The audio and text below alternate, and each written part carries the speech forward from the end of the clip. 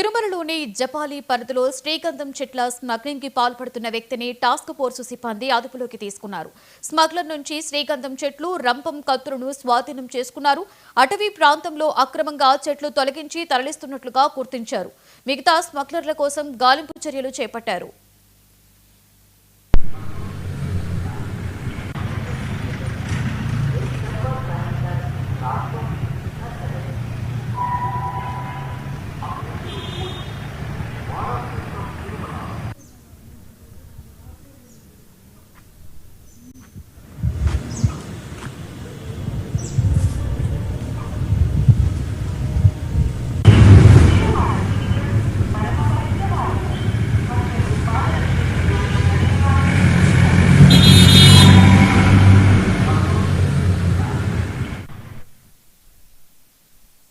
శ్రీ సత్యసాయి జిల్లా